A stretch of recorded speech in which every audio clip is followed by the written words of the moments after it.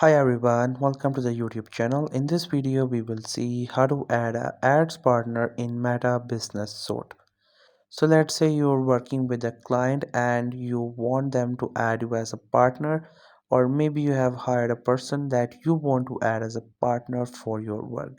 Then I'll show you how easily you can do it. Especially if you're doing on the Instagram, then I'll show you how you can do it and manage your promotions there.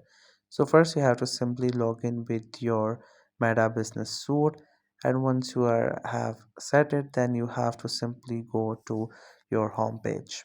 So while you're on your home page, on the left side we have different options. So from all these options at the bottom we have this option for settings.